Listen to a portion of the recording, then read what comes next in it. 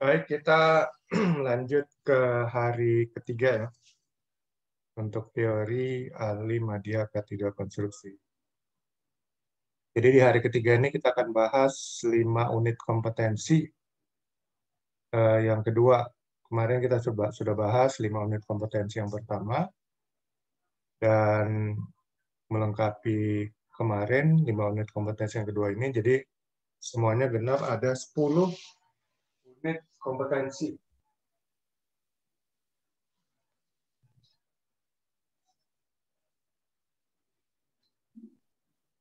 Ya, jadi 10 unit kompetensi itu nanti kita lihat ada itu datanya.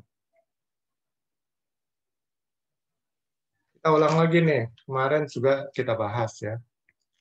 Jadi A5DK3 konstruksi itu nanti bisa menjadi sebagai pengelola dan pengawas level media pada suatu proyek konstruksi.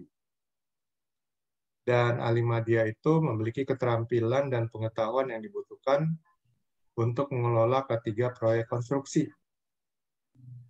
Dan standar kompetensi yang dipersyaratkan dalam A5DK3 konstruksi ini adalah SKKNI nomor 35350 tahun 2014. SKKNI ini adalah Standar Kompetensi Kerja Nasional Indonesia. Skill dan knowledge hanya diberlakukan di proyek konstruksi. Kemudian tujuan dan tugasnya adalah untuk pengawasan proyek konstruksi, memberi advice dan masukan terkait keselamatan dan kesehatan kerja, memberi pembinaan keselamatan dan kesehatan kerja kepada para pekerja proyek konstruksi, melakukan identifikasi bahaya dan risiko keselamatan dan kesehatan kerja, dan membuat dan mengawasi program-program keselamatan dan kesehatan kerja. Ya, ini secara umum ya. Mungkin nanti di prakteknya tugas-tugas lainnya mungkin banyak diberikan oleh perusahaan konstruksi yang bersangkutan. Kemudian juga kemarin kita bahas bagaimana cara ahli media K3 konstruksi merencanakan pekerjaannya.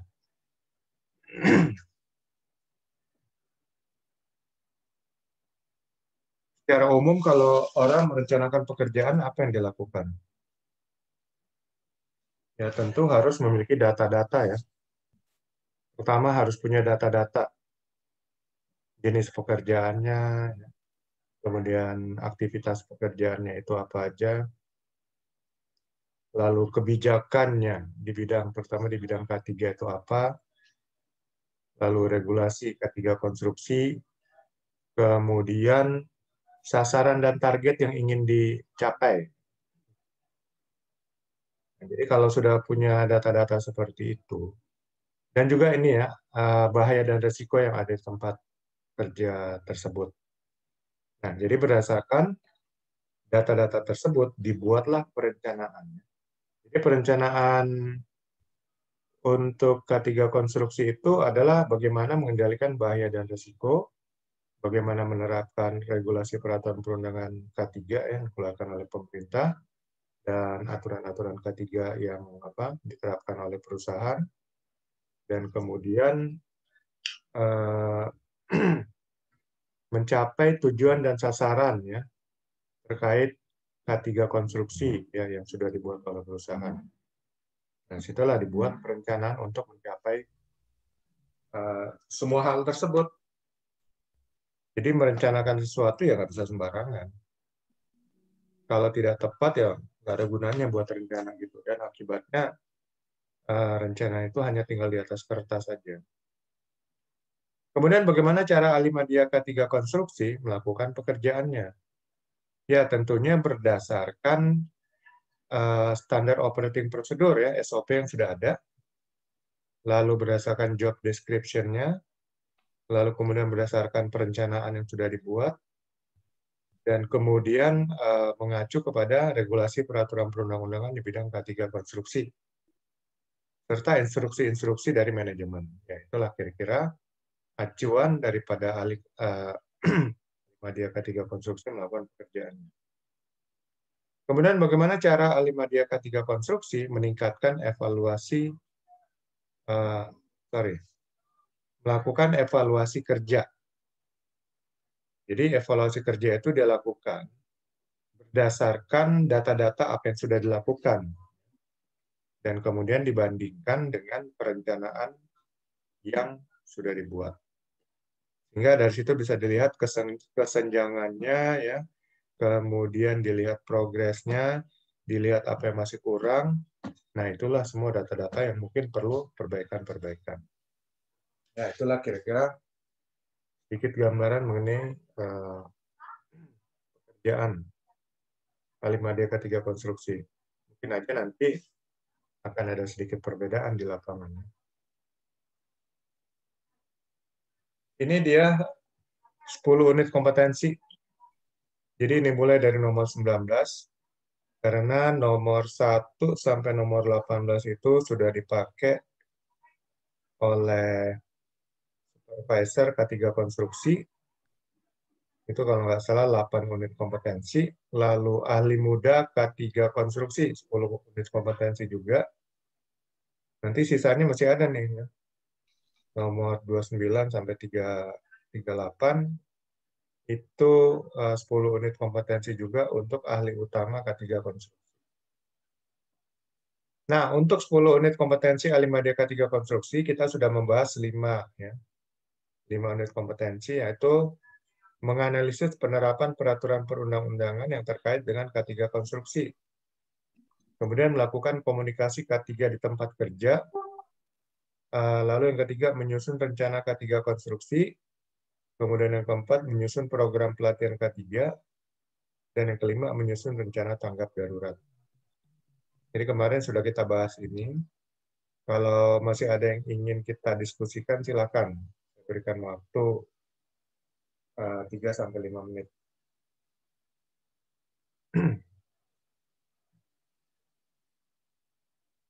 Kalau nggak ada, kita akan bahas hari ini 5 unit kompetensi yang kedua.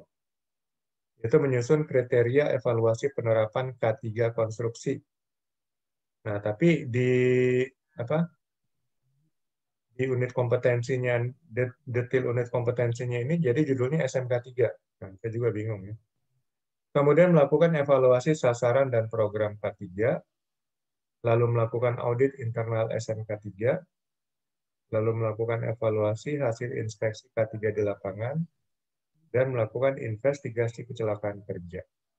Ya, inilah 10 unit kompetensi yang wajib dipahami, dikuasai oleh calon ahli madya K3 konstruksi. Dan inilah nanti bahan yang akan diuji kepada Bapak-Bapak. Jadi ada 10 unit kompetensi, 10-10-nya harus dinyatakan kompeten. Kalau ada salah satu dinyatakan BK atau belum kompeten, maka secara keseluruhan skema ini Bapak-Bapak dianggap belum kompeten. Ini ada 10, 10-10-nya harus kompeten. Nggak boleh nawar 9 aja, ya. Nah, Mohon izin Pak Mario. ya. Dari 10 ini, menganalisa, melakukan sebagai menyusun rencana K3 dan macam-macam semuanya lah. Ini dibuat nanti seperti apa Pak Rio, ya? Dan apakah ada lampiran? Dan kedua, mohon kami diberi contohnya Pak Mario. Kira-kira seperti itu, mohon bantuannya. Itu bagaimana Pak Mario, ya? Maksudnya contoh gimana, Pak? Ke Itu kan kemarin contoh sudah kita seperti, bahas. Nah, oh itu maka beda-beda berarti, ya? enggak, ini maksudnya unit kompetensi, ya. Jadi kalau Mbak sini melakukan komunikasi K3 di tempat kerja, ya Bapak Apa sudah saja? tahu bagaimana melakukan komunikasi K3. Kemarin kan sudah dibahas. Ya, ya, ya. Ya, itulah kira-kira gambaran kompetensi. Apakah mungkin Oh, nanti akan dilakukan di suatu proyek konstruksi atau enggak? Yang jelas itu kompetensi wajib dikuasai. ya. Enggak. Artinya nanti itu kita mengisi kah atau multi choice kah atau seperti apa Pak Mario? Ini karena sifatnya online, jadi hanya wawancara. Hmm. Jadi kalau tatap muka offline itu malah ada ujian tulis, ya. Ujian Hmm. tulis, multiple choice, dan juga essay. Ya beruntung aja sebenarnya lagi pandemik gini, hanya wawancara aja. Ya, ya, ya, Nah, ya. sebagai gantinya, ya Bapak-Bapak harus mengumpulkan Ya, ya. portofolio. Makanya kemarin kan ada 7 dokumen portofolio yang wajib dikumpulkan. Siap, siap. Itu nanti disiapkan semua 7 dokumen portofolio ya. Kemarin saya sudah bahas yang 3, hari ini kita akan bahas 4 sisanya. Kalau SOP saya rasa sih bisa punya lah tiap perusahaan. Cuman untuk format-format lainnya nanti akan saya jelaskan di CM4. Ya ini, jadi asesor atau penguji ini nggak akan jauh dari sini. Jadi masing-masing dia akan nanya nih, karena dia akan menilai ini kompeten nggak di apa unit kompetensi ini. Tapi kan semuanya tergantung asesor. Kalau dilihat Bapak ya, 1-2 unit kompetensi dia tanya, kayaknya lancar aja, itu dia nggak akan lagi ngambil semuanya. Mungkin dia hanya ngambil random berapa yang dianggap penting, dan kalau jawabannya juga memuaskan, ya mungkin dia langsung nyatakan kompeten. Jadi itu asesor nggak harus apa jalurnya sesuai, satu-satu semua. Kalau sudah Ya, bisa, ya. ngapain harus nanya-nanya sampai full gitu kan? Ya, ya, ya. Jadi makanya nanti ada peserta yang mungkin hanya 20 menit udah selesai. Hmm. Ada yang 1 jam lebih belum selesai. Oh my. Kalau ditanya-tanya nggak bisa, ya asesor akan kasih pertanyaan dari unit kompetensi yang sama yang lebih mudah. Ya. Masih nggak bisa juga, dia kasih lagi yang lebih mudah. Kalau masih nggak bisa juga, ya mungkin dia langsung nyatakan, oh, oke, unit kompetensi ini belum kompeten. Ya, kalau belum kompeten satu, dia sudah yakin. Yang lainnya juga percuma aja, paling akan hanya biasa aja. Tapi akhirnya setelah 10 unit kompetensi ini, akan dikumpulkan mana-mana yang belum kompeten. Nah, nanti yang belum kompeten inilah diuji lebih lanjut gitu.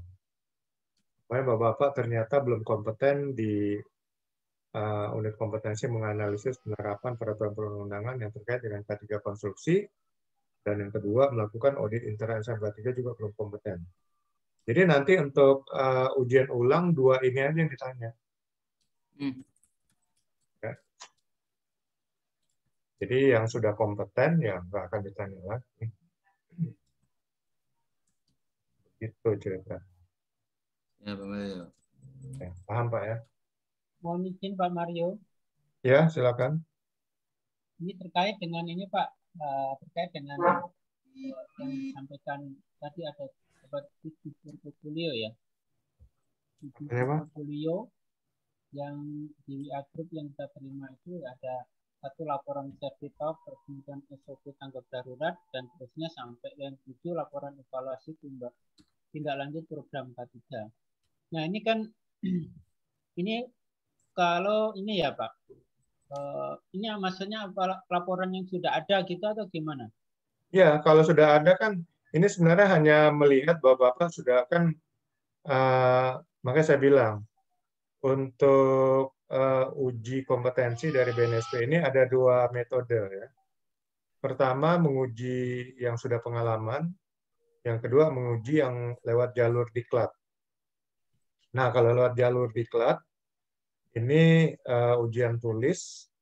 Ujian tulis itu bisa multiple choice dan essay, dan kemudian wawancara. Nah, kalau ujian yang sudah pengalaman, tentunya portofolionya yang dikumpulin, lalu kemudian asesor akan memastikan bahwa ini benar ya portofolio dari yang bersangkutan. Nah, ini karena online, jadinya ujian tulis itu diganti dengan portofolio. Jadi portofolio itu sebenarnya bukti bahwa Bapak ya bisa dikatakan pengalaman lah. Tuh, jadi kalau memang sudah ada, ya itu yang dipakai. Ya nggak semuanya, umpamanya safety talk, Bapak punya sampai 100 biji, ya. Ya ambil salah satu aja. Jadi nggak usah semuanya, yang penting ada bukti bahwa pernah melakukan dan pernah paham dan punya kompetensi untuk suatu hal tersebut. Coba ya. Jadi nanti kalau mau dibuat sendiri, buat sendiri juga. Jadi itu kan artinya Bapak paham gitu ya. Paham dan mengerti, sehingga itu nanti yang akan menjadi pertimbangan dari asesor. Oh, oke, sudah paham dan mengerti. Itu namanya portofolio. Tetapi kita kayaknya di jalur ini, Pak. Kita di jalur diklat ya. Iya, cuman kan saya bilang, ini kan online. Jadi nggak ada ujian tulis, nggak ada ujian essay. Dan itu diganti portofolio. Portofolionya itu ya, 7 dokumen itu yang dikumpulin. Gitu loh, Bang. Dulu sebelum beberapa bulan lalu, ya mungkin bulan Juni atau Juli, dari awal wabah sampai bulan Juni Juli, ya setahun lebih, itu nggak ada portofolio. Nah, sekarang mungkin ada kritikan terhadap BSP gampang banget gitu ya. Ya akhirnya dikeluarkan regulasi terbaru ya harus ada portofolio kalau untuk uji online gitu. Gitu Pak. Iya, siap. Ini regulasi dari BNSP bukan dari kami. Kalau Tetapi kami sih maunya kalau ya kita backgroundnya dari perguruan tinggi gimana ya, Pak? Kita kan tidak ada mau dari manapun Bapak ya, tetap aja ya. dari apapun nggak peduli yang penting pas diuji bisa jawab, portofolio yang diminta bisa disediakan, kompeten. Tapi kalau Bapak dari tempat yang hebat, wah bukti CV pengalaman yang luar biasa, diuji nggak bisa ya tetap belum kompeten gitu loh. Yang penting sesuai dengan persyaratan. Persyaratannya kan sudah saya lampirkan di flyer. Nah, kalau nggak sesuai persyaratan ya mungkin nanti nggak bisa. Nah ini kalau sudah memenuhi persyaratan, mau kita dari latar belakang apa ya, oke aja. Pak Mario. Ya. Untuk portofolio sendiri nanti dikumpulkan sebelum ujian atau disiapkan pada saat diuji itu, Pak? Sebelum ujian, Pak. Oh, sebelum ujian dikumpulkan Nanti, terlebih dahulu ya? sebenarnya hal-hal mengenai ini nanti di pre-assessment, Pak. Oh, Sekarang gitu. kita nanti waktu untuk membahas materinya malah jadi berkurang gitu. Di pre-assessment lah bahwa Bapak akan tanya sampai detail ini. Karena Mbak Elizabeth nanti akan memandu untuk pre-assessment, hari-hari kerjaannya seperti itu aja. Karena juga yang komunikasi dengan asesornya, dengan LSP-nya. Kadang-kadang dia dikasih kisi-kisi apa yang mau ditanya asesor. Jadi dia yang tahu semua. Kalau Bapak mau minta kisi-kisi ya minta sama Mbak Elizabeth aja nanti. Kalau sekarang dia lagi ngajar. Kalau saya tugasnya hanya diklat aja ngasih teori gitu. Iya. Siap. Nah nanti ya kalau nggak salah besok lah mungkin ya jadwal ini. Tapi nanti diumumkan lagi sama Mbak Elizabeth kapan untuk jadwal pre-assessment. Disitulah nanya banyak-banyak mengenai portofolio, mengenai cara ujian, mengenai segala macam. Nah, kalau di sini saya hanya memandu untuk kita membahas materi ujinya apa aja, yaitu unit kompetensi yang harus Bapak kuasai. Gitu.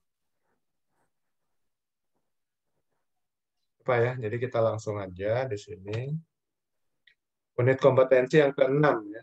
Kan ada 10, 5 sudah kita bahas kemarin, ini yang ke-6. Evaluasi penerapan ada K3, ada SMK3 ya. Kalau judul di sini K3 sih. Evaluasi penerapan K3. Tapi kalau di detailnya ini SMK3 ya kan. SMK3. Ya udahlah kita ambil dua-duanya ya. Evaluasi penerapan K3 atau SMK3 konstruksi. Arti evaluasi adalah membandingkan antara rencana dengan hasil pelaksanaannya. Ya, jadi dengan evaluasi kita bisa bandingkan apakah rencana tersebut terrealisasi 100%, 100% ya. Atau rencana tersebut hanya sebagian terrealisasi, sebagian tidak. Nah, mungkin ini dicari sebabnya kenapa gitu ya. Jadi evaluasi ini mungkin ada tindak lanjut untuk mencari penyebab-penyebab lagi. Tapi kalau mulus-mulus saja ya sudah, evaluasinya berarti nggak perlu diperpanjang, karena ternyata antara rencana dengan hasil pelaksanaan itu 100% sesuai. Gitu. Tujuan evaluasi adalah agar diketahui progres pelaksanaan, kekurangan-kekurangan yang perlu diperbaiki, serta prediksi waktu selesai dan prediksi kualitas akhirnya seperti apa.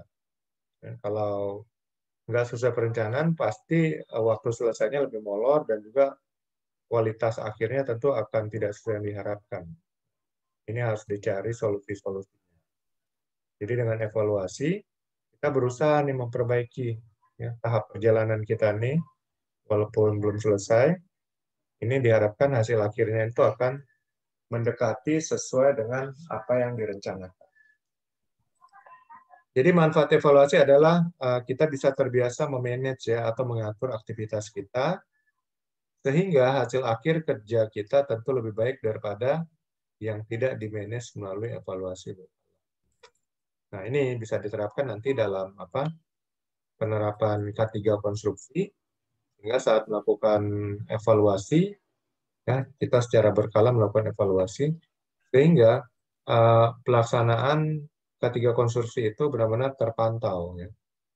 Jadi kita lihat apakah sesuai dengan perencanaan ya, pengendalian bahaya dan risiko sesuai perencanaan ya, kemudian penerapan dan kualitas penerapan regulasi peraturan perundang-undangan K3 itu sesuai perencanaan atau enggak ya. Kalau enggak bagaimana solusinya ya dan seterusnya. Jadi manfaat evaluasi adalah kita akan mendapatkan hasil akhir yang tidak akan jauh berbeda dengan apa yang sudah kita targetkan. Arti evaluasi penerapan SMK3 konstruksi. Ini menjaga kualitas hasil konstruksi dengan selalu melakukan perbaikan-perbaikan dalam K3 atau SMK3. Sebenarnya kalau K3 itu keselamatan dan kesehatan kerja. Kalau SMK3 itu bagaimana K3 itu dikelola ya, sistem manajemen. Kemudian manfaat evaluasi penerapan K3 atau SMK3 konstruksi. Ya.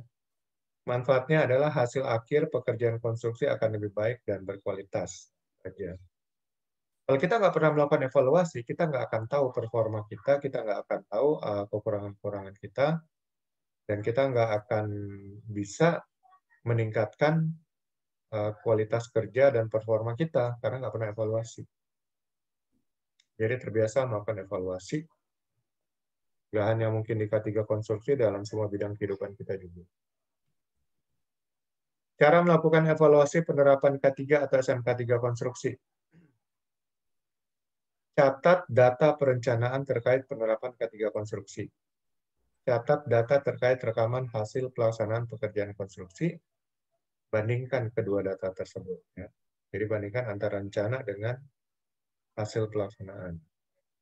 Lalu kalkulasi dengan presentasi progresnya, ya sudah kira-kira mencapai berapa persen. Catat penyimpangannya dan perbaiki. Catat kekurangan-kekurangan kualitasnya dan perbaiki. Catat kelemahan-kelemahan lainnya dan perbaiki.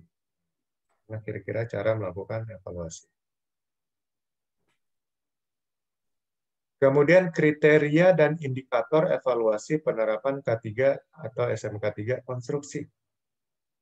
Ya, kriteria atau indikatornya mungkin bisa kita lihat dari kebersihan dan sanitasi ya. Walaupun namanya proyek konstruksi kayaknya untuk bersih itu nggak akan mungkin 100% lah. Minimal rapih lah ya, jangan terlalu berantakan segala macam. Kemudian data penerapan sistem manajemen K3 di organisasi ya. Ini seberapa efektif dan seberapa banyak sudah dilakukan penerapan sistem manajemen K3. Untuk sistem manajemen K3 bisa mengacu kepada PP 50 tahun 2012 ya, sistem manajemen K3 dari Kementerian Ketenagakerjaan. Kemudian kriteria selanjutnya adalah sertifikasi dari para pekerjanya dan alat. Ya, alat juga harus disertifikasi untuk pengesahan pemakaian. Jadi kalau belum ada sertifikasi berarti ini benar-benar belum diterapkan di K3. Lalu alat pelindung dan safety devices-nya ya. Alat pelindung diri maksudnya. Jadi APD-nya apakah lengkap dan selalu dipakai oleh para pekerjanya Safety devices ini pelindung-pelindung peralatan ya, supaya tidak mencelakai para pekerja. Jadi harus ada pelindungnya, seperti contohnya gerinda gitu ya, ada bagian berputar, ada yang melindunginya supaya tidak terkena tangan gitu. Kemudian adanya rambu-rambu ya, rambu-rambu umpamanya dilarang masuk kecuali yang petugas, atau poster ya, poster pengingat, jangan lupa pakai APD umpamanya, jangan lupa mengikuti prosedur. Lalu poster awareness ya, untuk meningkatkan kepedulian, kesadaran akan keselamatan dan kesehatan kerja. Nah ini jadi indikator dan kriteria juga. Lalu data pemeliharaan alat dan data inspeksi berkala ya. Jadi alat-alat instalasi teknis harus di-maintain ya, dipelihara, kemudian diinspeksi, diperiksa secara berkala untuk memastikan fungsi alat tersebut memang masih berfungsi dengan benar. Karena kalau sudah tidak berfungsi dengan benar, mungkin dapat menimbulkan dampak negatif ya, mungkin terbakar, meledak dan sebagainya. Kemudian data pelatihan dan sosialisasi K3 ya, ini sudah mungkin dijadwalkan secara reguler, apakah dilakukan sesuai tepat waktu atau enggak dan sebagainya. Lalu data temuan-temuan bahaya dan risiko dan pengendaliannya. Jadi apakah temuan bahaya dan risiko sudah dikendalikan atau belum? Ya ini menjadi indikator juga ya. Kemudian data kontraktor safety management system.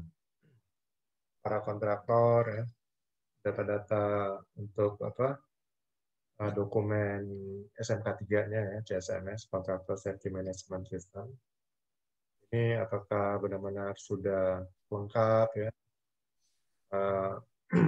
atau masih ada yang belum mengumpulkan. Kemudian bagaimana di lapangan, apakah mereka benar-benar menerapkan atau enggak. Ini bagian daripada indikator juga untuk dievaluasi. Lalu data proteksi keselamatan dan proteksi kebakaran ya. Jadi pelindung-pelindung keselamatan, proteksi terhadap bahaya kebakaran, seperti mungkin ada APAR ya di tempat-tempat tertentu, lalu jaringan hidran ya. Dan proteksi keselamatan lainnya. Proteksi keselamatan bekerja di ketinggian dan sebagainya.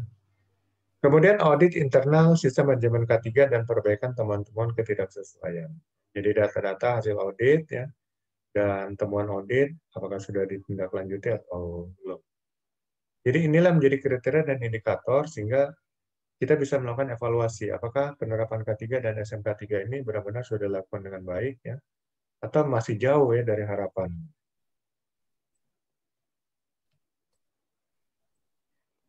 Oke, itu evaluasi penerapan K3 dan SMK3 konstruksi. Sekarang kita bahas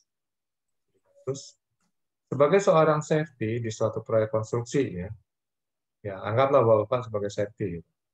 Jelaskan bagaimana caranya melakukan penerapan K3 pada proyek konstruksi tersebut. Ya, silakan Bapak yang mau jawab.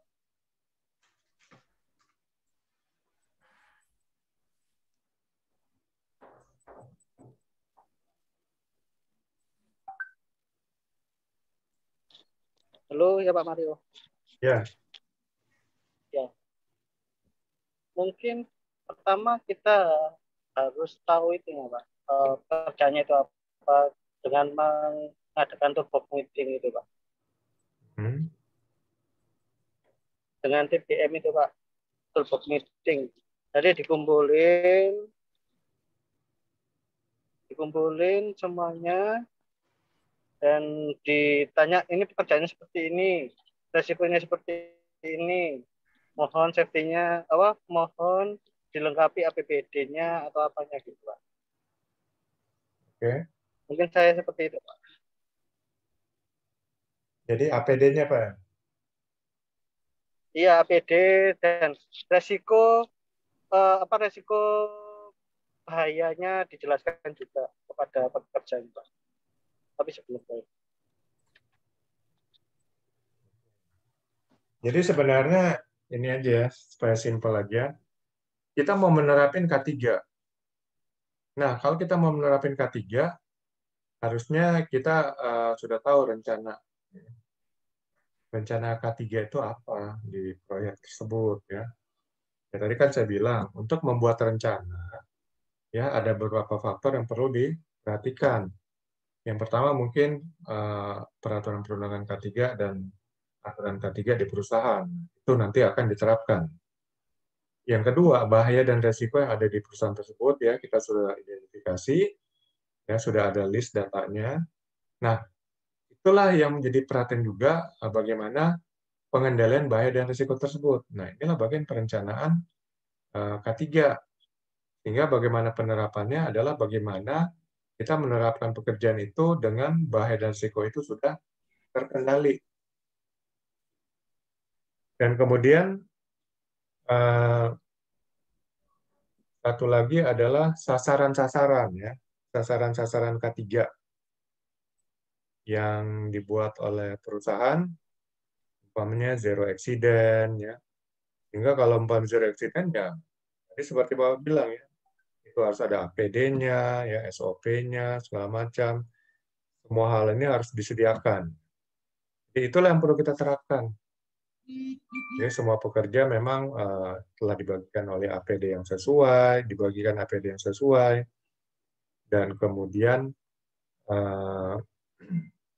SOP-nya ya untuk melakukan pekerjaan masing-masing. Mereka sudah paham. Ya, itulah kira-kira sebagian dari cara penerapan K3. Atau kalau mau indikator-indikator yang lainnya, ya seperti ini tadi kan sudah ada indikator. Nah, inilah kira-kira kelihatan indikator semuanya. Inilah bagian yang akan kita terapkan.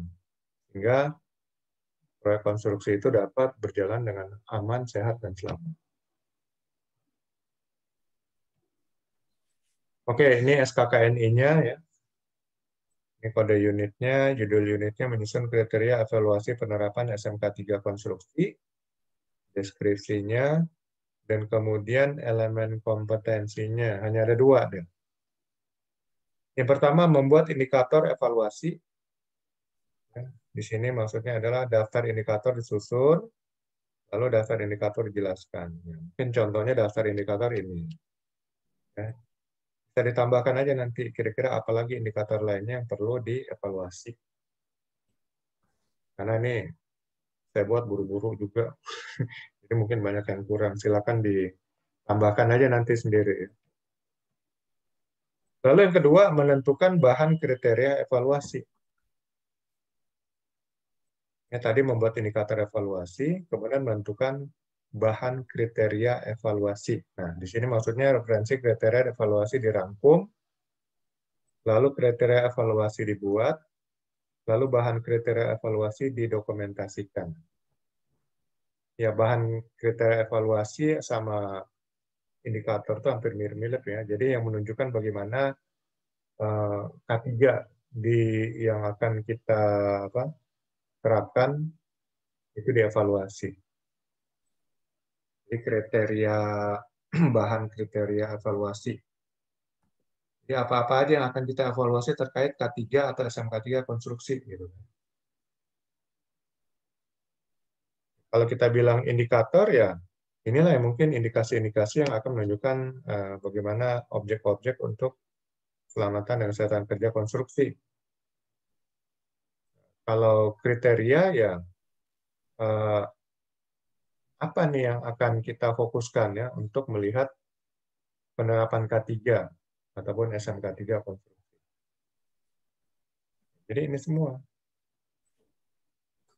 Untuk indikatornya ya apakah kalau umpamanya kriterianya kebersihan dan sanitasi, indikatornya adalah tidak kotor ya, tidak ada bahan-bahan pencemar ya ini.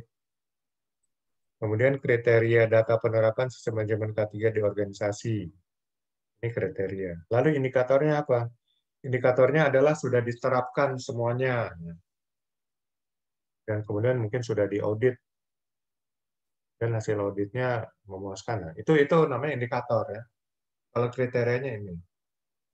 Kemudian sertifikasi orang dan alat. Ya, indikatornya adalah minimal 90% orang para pekerja dan alat teknis sudah disertifikasi. Itu indikator.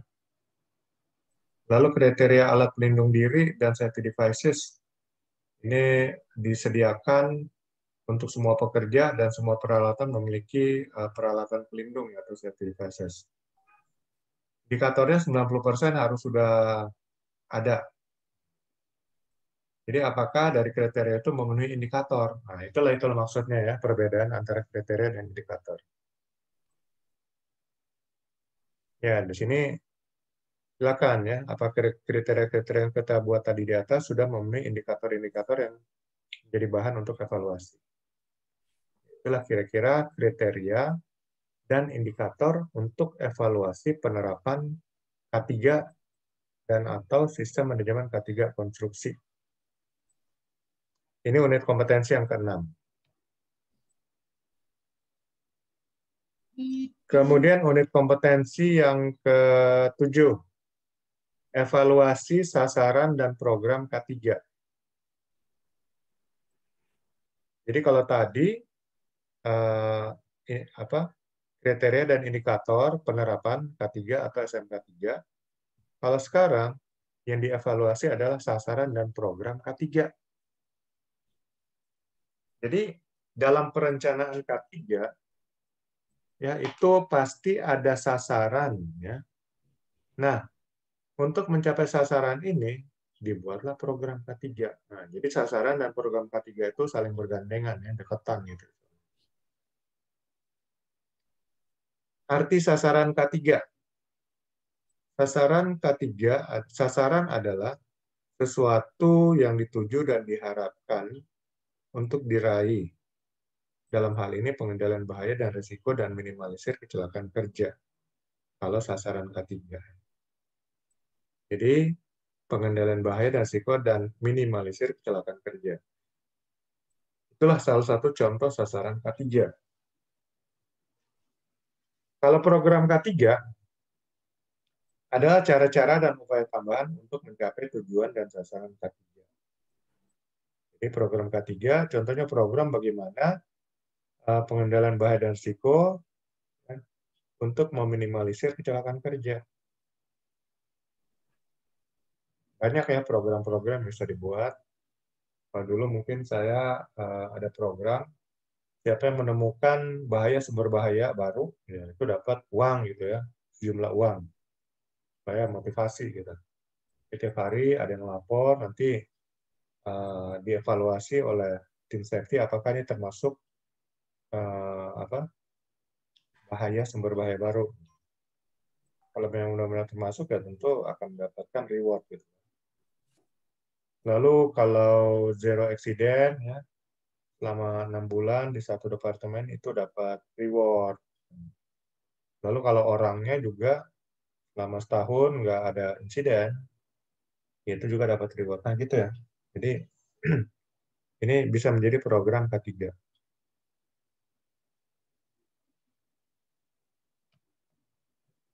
Kemudian manfaat sasaran K3.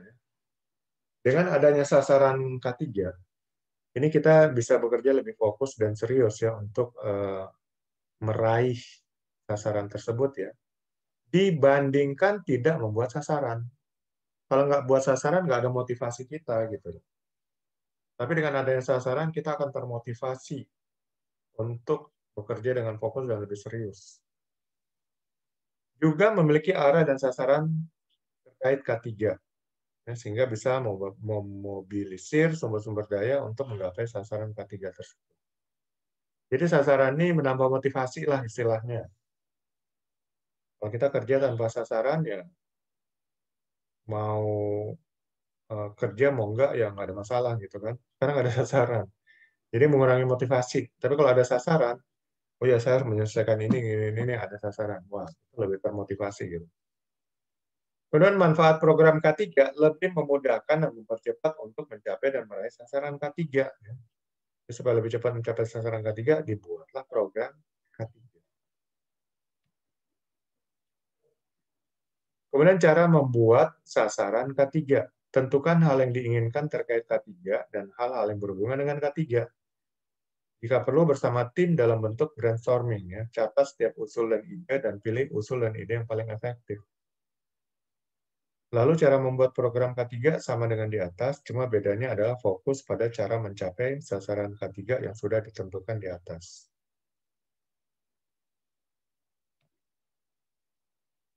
Sekarang cara evaluasinya.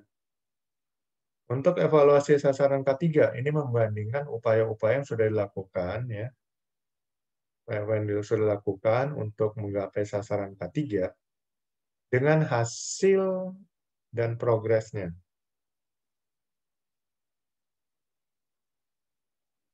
Tapi intinya sebenarnya membandingkan sasaran itu sendiri dengan hasil dan progresnya, ya. Itu namanya evaluasi. Kemudian cara evaluasi program K3, membandingkan antara pelaksanaan program K3 dengan progres untuk mencapai sasaran K3 tersebut. Jadi, ya terutama dibandingkan dengan perencanaan. Ya. Perencanaan dari program K3 itu dibuat untuk apa gitu. Lalu nanti dibandingkan dengan pelaksanaan sudah dilakukan. Dan hasilnya seperti apa? Apakah program ini efektif atau enggak gitu kan? Jadi evaluasi sasaran K3. Sasaran K3 ini adalah bagian dari rencana. Kemudian untuk mencapai sasaran K3 itu sudah berapa jauh nih kita lakukan upaya? Itulah nanti menjadi perbandingan. Lalu untuk program K3 ini melihat efektivitasnya untuk mencapai sasaran K3 ini. Seberapa efektif sih program ini? Nanti kita evaluasi.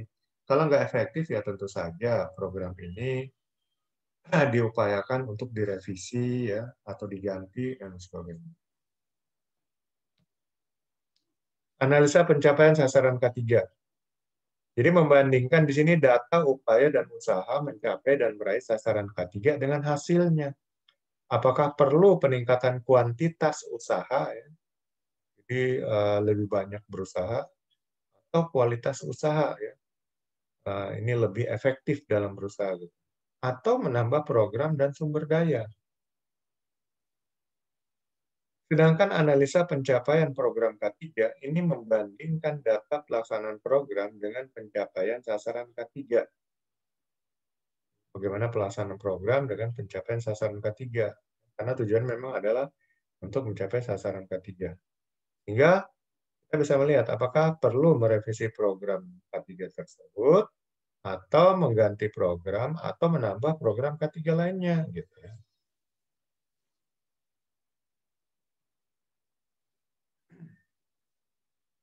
Tugas dan studi kasus. Jika Anda menjadi seorang bagian safety di suatu proyek konstruksi, jelaskan bagaimana caranya Anda melakukan evaluasi sasaran dan program K3.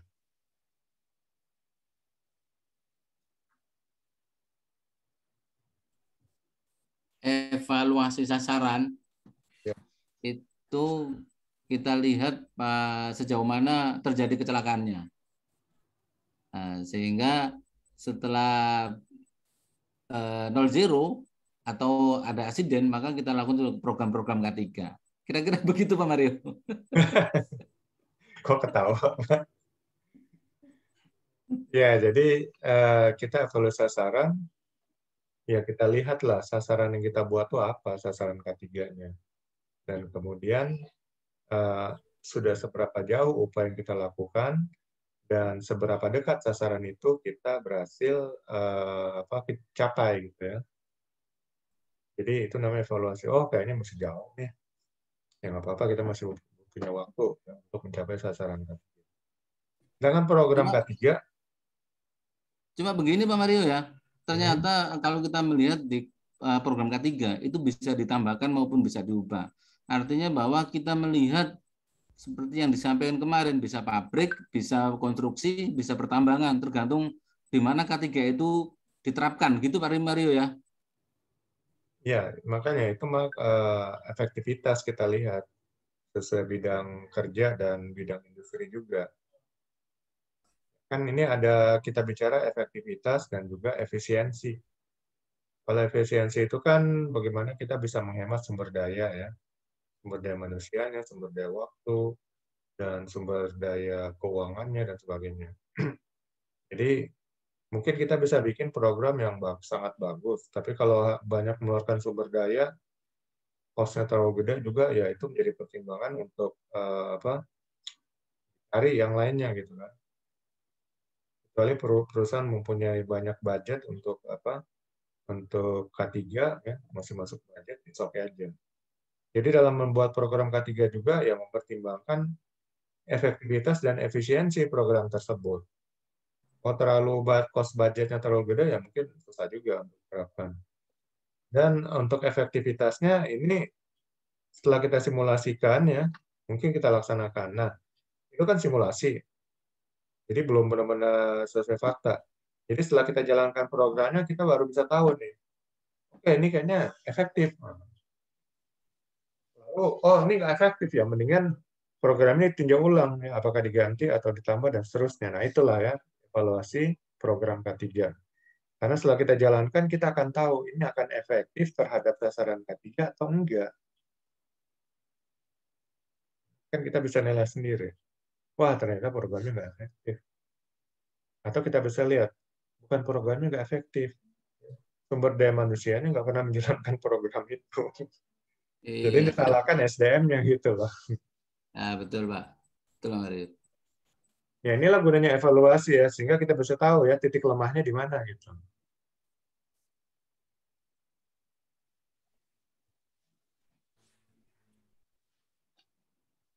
Oke, ada pertanyaan untuk belum ya. Ini SKKNI-nya, melakukan evaluasi sasaran dan program K3. Ini juga cuma 2. Jadi menyiapkan bahan evaluasi sasaran dan program K3. Ya. Jadi pertama menyiapkan dulu nih ya bahan evaluasinya. Kira-kira apa yang mau dievaluasi ya? Sasaran dan program K3 terkini diidentifikasi.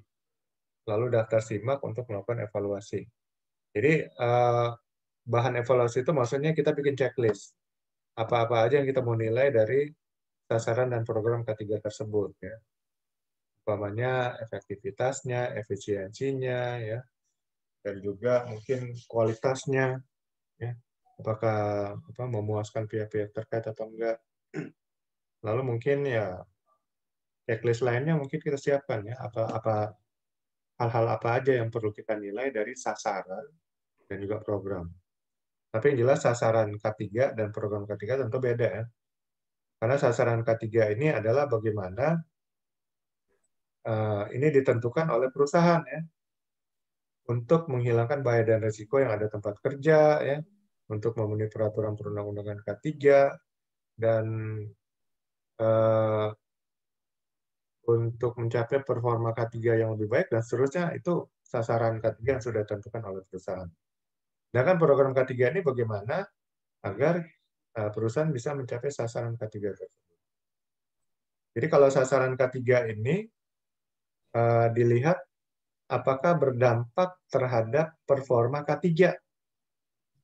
Ya. Kalau program K3, apakah berdampak efektif untuk mencapai sasaran K3? Nah, itu bedanya ya. Lalu elemen kompetensi yang kedua, menganalisis pencapaian sasaran dan program K3. Jadi sini analisa apakah benar-benar bisa mencapai sasaran nih, yang aktivitas sudah lakukan.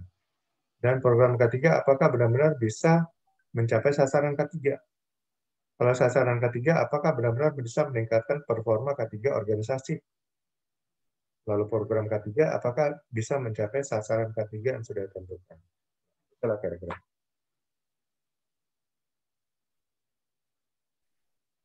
Oke, sampai sini ada pertanyaan tentang evaluasi sasaran dan program K3. Unit kompetensi yang ke-7 ya. Kalau saya lihat sih sederhana, jadi semuanya nih. Kebanyakan manajemen juga ya, evaluasi sasaran, program, itu mah manajemen. Jadi memang media itu sudah masuk level manajemen. Iya, kalau kegiatan lapangan yang hari pertama itu yang kita bahas ya. Bagian, tapi sebagian juga ada manajemen. Program-programnya udah masuk ke manajemen. Jadi nggak susah Pak sebenarnya. Jadi kalau sampai ada yang belum kompeten ya nanti saya bingung juga kok bisa belum kompeten. Karena mudah-mudahan ya menurut saya untuk unit kompetensi. Oke, unit kompetensi yang ke-8, audit internal ya. Audit internal K3 atau SMK 3. Kalau audit internal saya setuju ini SMK 3, sistem. Karena namanya audit itu pasti ke sistem. Oke, arti dan definisi audit adalah suatu bentuk pemeriksaan terhadap suatu sistem. Kemudian arti dan definisi audit K3, suatu bentuk pemeriksaan terhadap suatu sistem K3. Simpel ya, sederhana. Manfaat audit K3 adalah, atau SMK 3, manfaat audit K3 atau audit SMK 3, mengetahui performa sistem K3 atau sistem manajemen K3 ya, untuk ditingkatkan. Kemudian mengetahui temuan-temuan ketidaksesuaian untuk diperbaiki atau di closing. Lalu menemukan bahaya dan resiko yang mungkin tidak terdeteksi jika tidak dilakukan audit K3 atau SMK 3. Dan bahaya dan resiko tersebut segera dikendalikan. Jadi inilah kira-kira 3 manfaat. Mungkin ada lagi, silakan ditambahkan sendiri ya. Kemudian persiapan audit K3 atau SMK 3. Buat audit plan ya. Audit plan ini perencanaan audit. Isinya mungkin jadwal ya. Kemudian siapa auditor, lalu auditor A kemana ya, auditor B kemana nanti ngauditnya, lalu lead auditornya siapa, kemudian yang diaudit apa aja, dan seterusnya. Ini audit plan. Lalu jadwalnya kapan ini? Sudah tentukan, lalu diberitahukan dan sosialisasikan ya, terutama ke masing-masing departemen. Karena nggak boleh ngasih tahu jadwal mendadak ya, karena audit ini bukan inspeksi ya, bedakan ya. Kalau inspeksi bisa mendadak, kalau audit nggak bisa mendadak. Kalau audit mendadak ya yang rugi auditor sendiri, nggak dapat apa-apa nanti. Jadi audit itu memang harus diberitahukan minimal 2 minggu sebelumnya. Oke, 2 minggu lagi kita ngadakan audit, audit K3. Jadi jangan tiba-tiba besok kita audit K3. Datang aja, paling pulangnya juga dengan tangan kosong. Beda inspeksi ya, kalau inspeksi memang ya ketahuan siapa yang nggak kerja. Tapi audit kan sistem, bukan ngelihat orang kerja gitu. Kemudian durasinya berapa lama ya, apakah sehari, 2 hari dan seterusnya. Lalu pelaksananya siapa ya, tim auditornya siapa aja yang ini nanti audit. Kemudian skop atau ruang lingkup yang diaudit. Apakah keseluruhan organisasi, sebagian aja, dan sosialisasi jadwal audit ya. Jadi pemberitahuan jadwal audit kepada masing-masing departemen sehingga mereka melakukan persiapan gitu. Lalu kemudian persiapan checklist apa-apa aja nanti yang akan tanyakan. Karena sudah bagi tugas mungkin sehingga ketahuan auditor A mungkin ke HRD, auditor B ke top manajemen dan seterusnya. Hingga pertanyaannya nggak akan beda-beda pasti ya. Nah, ini checklist pertanyaan ini sesuai dengan siapa auditinya gitu kan, atau siapa yang diaudit. Karena dari auditi untuk HRD berbeda dengan mungkin bagian keuangan, bagian produksi, top manajemen dan sebagainya. Kemudian mungkin perlu peralatan ukur ya. Walaupun ini bukan inspeksi, tapi kadang-kadang kita perlu ngecek juga alat gitu kan. Ya, mungkin aja, tapi nggak jarang-jarang aja sih ngukur-ngukur gitu. Dan alat-alat lain yang mungkin dibutuhkan, ya, terutama alat tulis lah ya. Dan juga persiapan tim auditor ya. Mungkin perlu di training ulang supaya refresh lagi ya, pengetahuan dan knowledge skill-nya. Lalu persiapan fisik dan mental ya, tim auditor yang akan melakukan audit. Kemudian pengecekan area yang akan diaudit. Lalu pemeriksaan dokumen awal jika perlu. Kalau audit pihak ketiga atau audit sertifikasi mungkin yang pertama pemeriksaan dokumen dulu. Tapi kalau audit internal boleh melakukan pemeriksaan dokumen dulu, boleh enggak. Tapi lebih banyak sih enggak gitu kan. Kalau audit lisensi atau pihak ketiga, tentu dokumen dulu diperiksa. Soalnya udah capek-capek ngaudit, dokumennya nggak lengkap atau dokumen ini ya sama aja nggak lulus ya. Ulang lagi. Jadi kalau dokumen sudah lengkap, ini kalau audit sertifikasi ya, baru meriksa seluruh scope ya yang akan dilakukan audit di perusahaan klien tersebut. Kalau internal ya boleh periksa dokumen dulu, boleh enggak. Kan sih enggak. Langsung di lapangan aja nanti periksa dokumen. Kemudian koordinasi tim auditor ya, pembagian tugas dan lain-lain. Nah, ini persiapan audit. Lalu mungkin kalau ada pemeriksaan dokumen, memeriksa rekaman, validasi, dan verifikasi. Jadi untuk melihat apakah rekamannya benar gitu kan. Mungkin harus diverifikasi, lalu harus kalau ada pembuktian yang mungkin perlu validasi. Lalu memeriksa dokumen kerja, ya, standar operating prosedur, kebijakan, dokumen perencanaan, dan dokumen lain yang terkait ya. Kemudian mencatat dokumen-dokumen yang tidak sesuai, dokumen-dokumen yang tidak tepat, dan dokumen-dokumen yang belum tersedia. Ini kalau pemeriksaan dokumen duluan. Tapi kalau mungkin nanti audit berbarengan dengan pemeriksaan dokumen, ya memang mungkin lebih lama, tapi nanti akan kelihatan mana dokumen-dokumen yang tidak sesuai, dokumen-dokumen yang tidak tepat, dan dokumen-dokumen yang belum tersedia. Kemudian cara melakukan audit internal K3. Ya, dimulai dengan opening meeting ya. Di mana-mana audit lalu selalu dilakukan opening meeting. Maksudnya ini informasi koordinasi dengan seluruh elemen organisasi bahwa audit akan dan sedang dilakukan gitu. Opening meeting. Jadi di sini top manajemen, head departemen kumpul ya, nanti akan dijelaskan gitu tentang akan dilakukannya audit ya, apa tujuannya, bagaimana cara melakukannya, semuanya dijelaskan di opening meeting. Kemudian baru bagi-bagi tugas ya, per auditor mengaudit per departemen, masing menuju ke per departemen. Kalau memang dia belum tahu tempatnya, mungkin minta seorang guide ya untuk mengantar dia ke departemen yang bersangkutan gitu. Lalu di sini lakukan wawancara ya. Nah, di wawancara inilah adu pintar antara auditi ya, orang yang diaudit dengan auditor. Auditi itu ingin mempertahankan tidak terjadi adanya temuan ketidaksesuaian. Auditor berusaha mencari bukti adanya temuan ketidaksesuaian. Ya. Kalau memang nggak ada, ya jangan maksa-maksa. Harus ada. Itu udah nggak benar juga auditornya. Tapi kalau ada bukti, jangan juga ditutup-tutupin.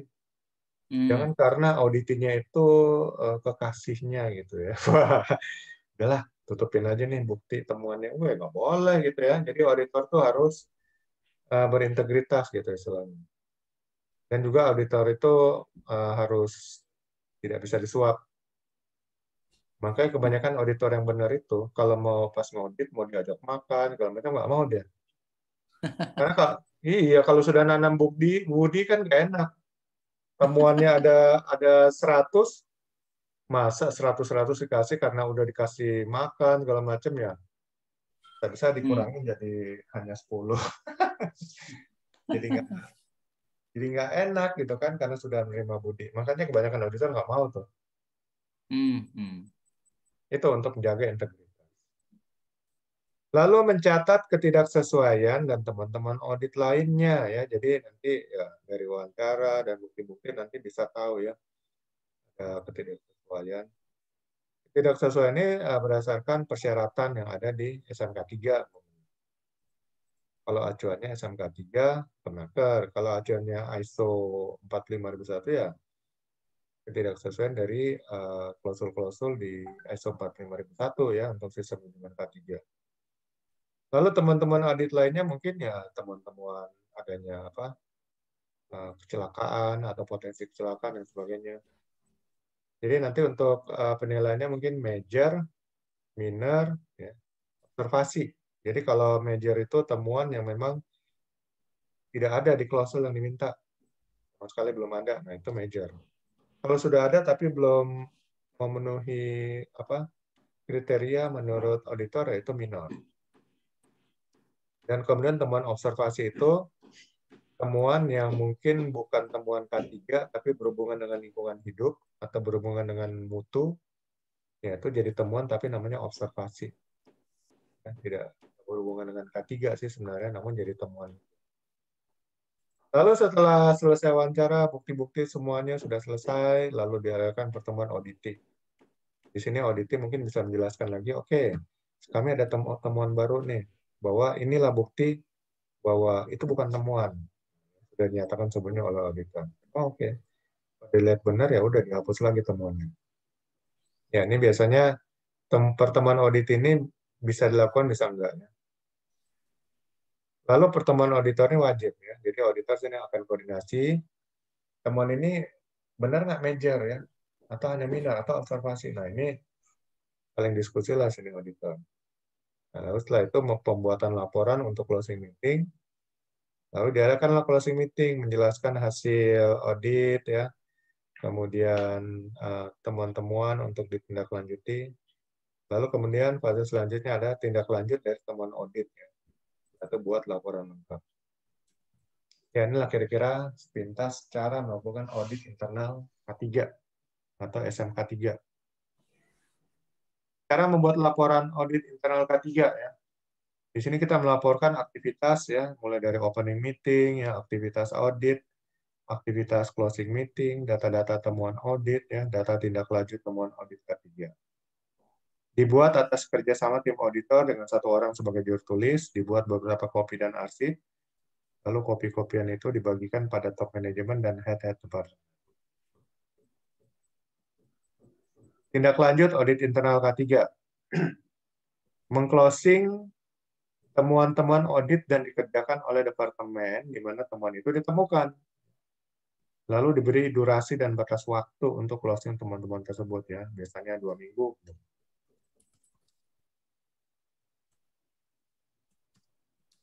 Oke, tugas dan studi kasus.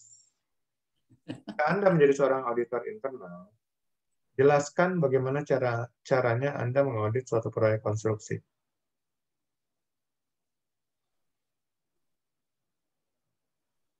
Ya, silakan siapa yang mau coba menjawab. Tahu dulu nih Pak Bapak. Bisa Pak? Bayangkan. Artinya kita mencoba melihat schedule yang S-nya itu apakah sudah sesuai dengan pelaksanaannya. Lalu dari schedule itu juga kita melihat khususnya untuk audit internal K3 berapa eksiden maupun zero eksiden, termasuk APD dan lain-lainnya. Kira-kira seperti itu Mario, barangkali ada yang teman-teman nambahkan nih. Dari saya Pak Mario. Ya, silakan. Jika saya menjadi seorang auditor internal, jelaskan bagaimana caranya saya mengaudit suatu proyek konstruksi. Yang pertama, saya mempersiapkan jadwal audit. Ya. Yang kedua, saya melis apa saja yang akan diaudit. Ya. Entah itu manpower, material, dan sekuen pekerjaan tersebut. Yang selanjutnya, mengaudit setiap laporan toolbox meeting per harinya. Apakah itu sudah dilakukan sesuai atau tidak. Setelah itu, meminta laporan jika terjadi accident atau zero accident. Seperti itu Pak dari saya. Oke.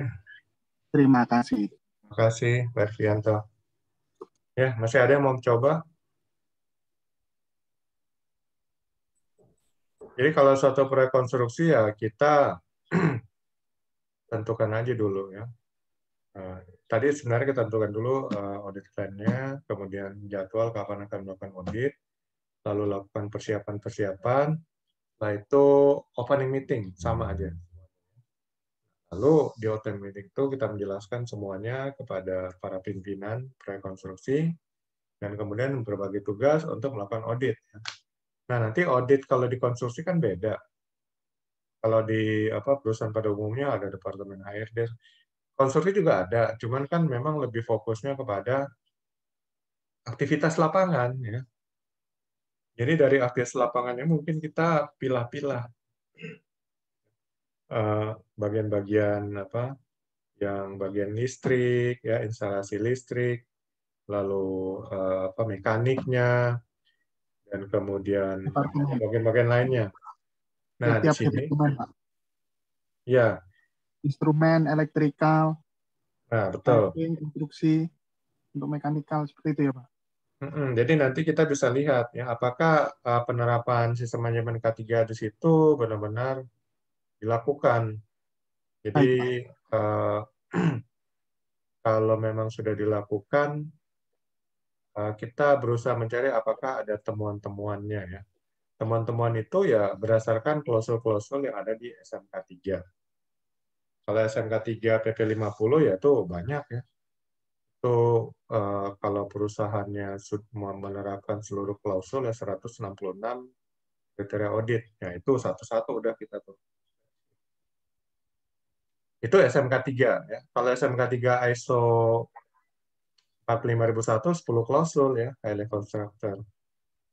Itu lebih mudah, lebih simpel, cuman memang karena mengacu kepada regulasi peraturan perundangan pemerintah, tetap aja 166 kriteria audit juga mungkin bagian daripada audit checklist-nya.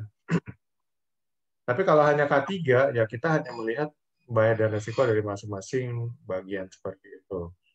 Apa-apa aja yang perlu kita lihat, ya. Ya, bagaimana sistem ini dijalankan, apakah benar-benar perencanaan itu dilakukan dengan benar, ya. Perencanaan K3, sasaran K3, dan juga program K3-nya berjalan di masing-masing departemen atau masing-masing bagian itu. Itulah kalau kita auditnya K3. Tapi memang nggak mungkin rata-rata sih auditnya SMK 3. Gimana SMK 3 ini, ya SMK 3 Kemnaker lah, soalnya SMK 3 PU juga, itu dengan keluarnya PP 50 ya dicabut lah pasti ya, karena bertentangan. Dulu tambang aja coba-coba buat SMKP, akhirnya mereka cabut lagi tuh SMKP, PPA Permen SDM nomor 38 tahun 2014, dengan Permen SDM nomor 26 tahun 2018. Dan akhirnya SMKP itu diselip-selipin aja dia di Kaidah Pertambangan yang Baik ya, Kepmen 1827 tahun 2018. Jadi nggak bisa, kita sesuai dengan hierarki peraturan perundang-undangan. Kalau udah keluar yang lebih tinggi, yang bawah jangan bikin-bikin yang bertentangan gitu. Nah, jadi pasti acuannya pasti kita pakai SMK 3 PP 50 lah. Ya itu mungkin ada 166 kriteria audit, ya itulah nanti yang menjadi bahan kita untuk audit. Acuannya adalah itu. Jadi kalau Bapak jadi audit internal, ya kuasai aja itu 166 kriteria audit ya. Checklist salah satu udah cek ya, hasilnya begini. Lalu apa? Yang kedua sampai 166 lumayan lama tuh. Ya itulah kira-kira sedikit gambaran ya. Kalau mau perfect ya silakan kuasai SMK 3 ya. Mungkin ngambil khusus training auditor internal sehingga berhak ya untuk melakukan audit internal. Karena kalau belum ini ya secara regulasi nggak diizinkan lah untuk ini. Kalau untuk SMK 3 PP 50 ada auditor SMK 3. Nah, itu training pembinaan resmi dari kementerian. Tapi kalau hanya ISO ya ada training audit internal untuk bisa mengaudit di organisasi tempatnya bekerja. Ya intinya Bapak-Bapak sini sebagai ahli media K3 konstruksi mengerti dan punya gambaran. Walaupun nanti ya hanya untuk internal aja, yang penting paham ya untuk audit kira-kira apa aja ya kriteria auditnya.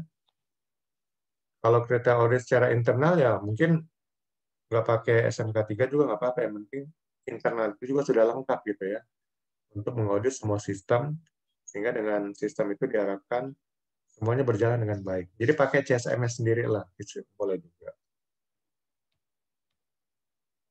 Ya, ini SKKNI-nya ya. Kode unit, judul unit, melakukan audit internal SMK 3, deskripsinya, kemudian elemen kompetensi ada 4. Yang pertama, mempersiapkan kegiatan audit internal SMK 3. Yang kedua, melakukan pemeriksaan dokumen SMK 3. Yang ketiga, membuat penyelesaian audit SMK 3. Yang keempat, melakukan verifikasi tindak lanjut audit. Ya, jadi sama seperti yang sudah kita bahas tadi, persiapan dulu, lalu mungkin pemeriksaan dokumen, dan tindak lanjut ya, penyelesaian audit. Selanjutnya verifikasi untuk tindak lanjut. Ya, untuk persiapan ini audit plan ya, rencana audit, dokumen-dokumen disiapkan. Ini auditi yang siapin ya, bukannya auditor. Lalu tim audit internal ditentukan, lalu informasi kegiatan audit internal disampaikan kepada audit team. Jadi apa-apa aja nanti yang akan dilakukan saat audit mereka gitu. Jadi mereka siap. Yang penting siapin dokumen-dokumen ya, rekaman-rekaman. Jangan sampai kelupaan gitu. Jadi jangan sampai nanti udah diaudit, wah nggak ada nih, wah jadi temuan. Besok-besok ini ada bukti rekaman, wah kan repot jadi 2 kali kerja. Kemudian melakukan pemeriksaan dokumen ya. Ya, ini yang tadi saya bilang, boleh dilakukan di awal, boleh dilakukan saat sedang melakukan audit ya, wawancara. Kalau internal kebanyakan sekaligus saat dilakukan audit, tapi kalau eksternal ya audit sertifikasi ya tentunya ini stage pertama ya, pemeriksaan dokumen dilakukan. Baru kemudian menyelesaikan audit ya, buat laporan ini disusun, lalu diinformasikan pada pihak terkait ya, laporan auditnya. Baru nanti tindak lanjut. Tindak lanjutnya adalah mengclosing atau memperbaiki temuan-temuan ketidaksesuaian. Nah, itu aja sama dengan saya sudah jelaskan tadi. Oke, ada pertanyaan untuk audit internal SMK 3. SMK 3 itu Sistem Manajemen Keselamatan dan Kesehatan Kerja. Kalau orang nggak tahu, disangka Sekolah Menengah Kejuruan nomor 3. Balikpapan. SMK 3 Balikpapan.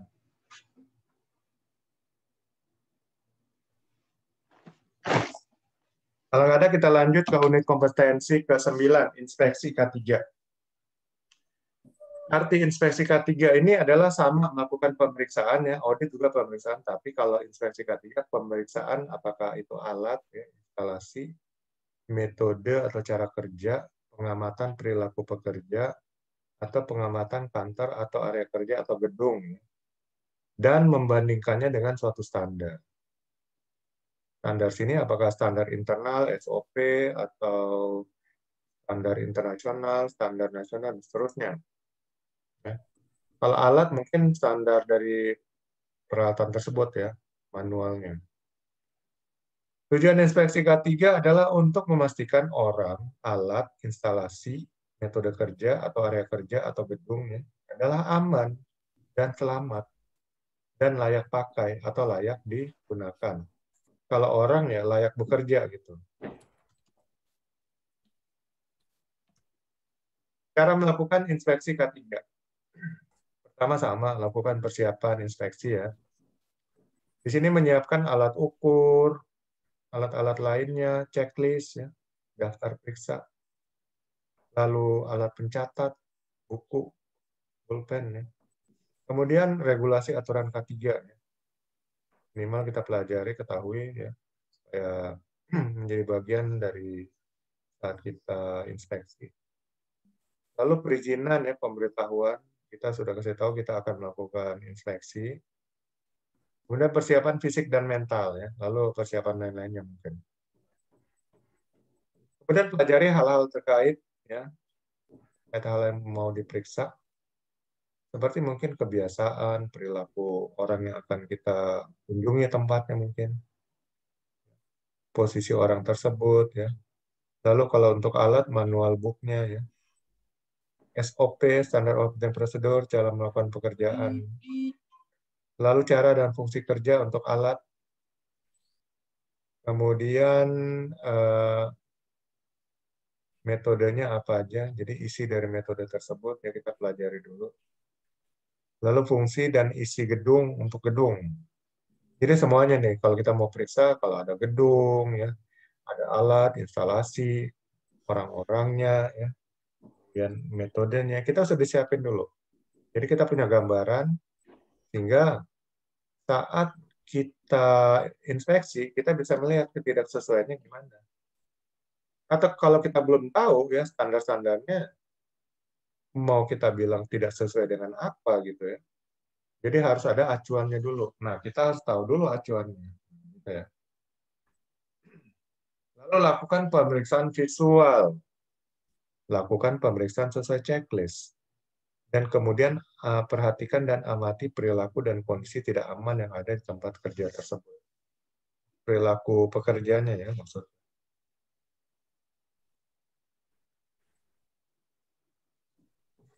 Kemudian catat temuan-temuan untuk dianalisa lebih lanjut. Jadi, walaupun kita belum dapat data-data di sini, ya, regulasi, segala macam, minimal kita ada catatan dulu. Baru nanti kita lihat, oh ini benar nggak sesuai nih. Nggak sesuai dengan ini, nggak sesuai. Ya, sehingga dari situ kita buat catatan juga ya. Kita buat formnya, form inspeksi, untuk menjadi rekaman. Sehingga nanti, oke, area ini, barang ini, ada temuan ketidaksesuaian seperti ini, bekerja tidak sesuai fungsi, dan sebagainya. Ya. Lalu tindak lanjutnya apa? Nah, jadi seperti itu nanti kita buat formnya. Ya. Mungkin ada bagian dari dokumen yang wajib dikumpulkan juga, portofolio, form untuk inspeksi. Lalu untuk tindak lanjut inspeksi K3, analisa data hasil inspeksi dan bandingkan dengan potensi bahaya dan resiko apakah dapat menjadi insiden. Jadi kita lihat ya, kalau umpamanya ada mesin rusak, masih dioperasionalkan. Kita bisa melihat apakah ada potensi bahaya mesin ini meledak, ya mesin ini terbakar, dan sebagainya. Itu menjadi catatan juga ya. Kita analisa. Lalu bandingkan data hasil inspeksi dengan regulasi aturan K3, baik dari pemerintah maupun internal perusahaan. Ini kita lihat, oh ternyata ada regulasi perusahaan ya, kalau mesin sudah rusak, ya, yang berpotensi mendatangkan bahaya dan risiko, yang mendingan di maintain dulu ya, perbaiki atau dipelihara dulu, maintenance. Oh ternyata ini temuan kan, umumnya gitu. Lalu temuan-temuan potensi bahaya dan risiko serta temuan-temuan ketidaksesuaian dengan aturan K3 atau standar dicatat ya dan ditindaklanjuti untuk di-closing. Ini saya nyebut tulisnya di-closing. Tiba-tiba nambah sendiri S di sini. Oleh pihak area atau penanggung jawab terkait. Ya nanti tindak lanjutnya pihak terkait lah ya, yang supervisor atau penanggung jawab daerah tersebut. Dan tentunya kita harus ngasih batas waktu. Soalnya kalau nggak ngasih batas waktu, ya 10 tahun juga belum di closing gitu. Jadi umpamanya maksimal 2 minggu nih. 2 minggu, seminggu kita cek udah ada di follow up untuk dikerjakan atau enggak. Kemudian evaluasi hasil inspeksi K3. Temuan berulang harus diinvestigasi. Kenapa ini ya? Bulan lalu inspeksi di sini, sekarang masih di sini. Ini diinvestigasi nih. Berarti benar-benar kalau memang sudah di closing ya rusak lagi, berarti ada masalah dong.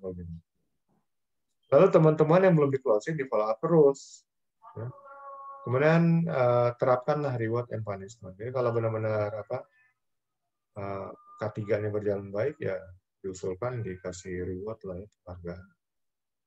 Lalu diberikan sanksi kalau memang selalu tiap inspeksi ada temuan terus di area tersebut. Lalu teguran kepada pengawas atau penanggung jawab area jika temuan-temuan cukup signifikan, ya, baik dari segi kualitas dan kuantitas ketidaksesuaian. Ya, kalau terulang lagi, walaupun temuan tidak signifikan, ya tetap direkomendasikan untuk ditegur. Kemudian penghargaan atau award diberikan untuk area yang safe, terutama safe berulang terus gitu. Analisa data hasil inspeksi K3. Di sini membandingkan data-data hasil inspeksi dengan aturan dan standar K3. Kemudian membandingkan data hasil inspeksi dengan potensi bahaya dan risiko yang mungkin ditimbulkan. Dan temuan-temuan berisiko tinggi harus segera di-closing, segera dikendalikan, ya, diperbaiki, dan sebagainya. Dan teman-teman berisiko rendah boleh menyusul. Jadi skala prioritasnya adalah teman-teman berisiko tinggi, baru kemudian di-closing teman-teman berisiko rendah. Ya, ini ya, jadi kita analisa hasil inspeksi, mana skala risikonya, dan kemudian apakah potensi bahaya ini bisa muncul, lalu kemudian apakah data-data yang sudah dikumpul ini tidak sesuai aturan, regulasi, atau standar K3, dan seterusnya. Menilai hasil inspeksi. Hasil inspeksi K3 dicatat dan diarsip untuk keperluan data dari departemen kita. Data hasil inspeksi akan dibandingkan dengan data sebelumnya dan bisa juga untuk next data. Jadi nanti bandingkan dengan data sebelumnya, oh ternyata di sini-sini terus nih temuannya. Atau data kita ini buat perbandingan buat inspeksi berikutnya bulan depan mungkin. Data inspeksi K3 dapat memberikan kategori pada area yang diinspeksi apakah memiliki risiko rendah, risiko menengah, tinggi, atau ekstrim, ya, ekstrim sangat tinggi. Sehingga jika ekstrim, tentu akan dilakukan pemantauan yang ekstra. Ya, lebih ketat maksudnya. Ya, inilah kira-kira kalau kita mau assessment, ya, menilai hasil inspeksi K3. Oke, tugas dan studi kasus. Jika Anda ditugaskan melakukan inspeksi, apakah yang akan Anda lakukan untuk melakukan inspeksi di suatu proyek konstruksi?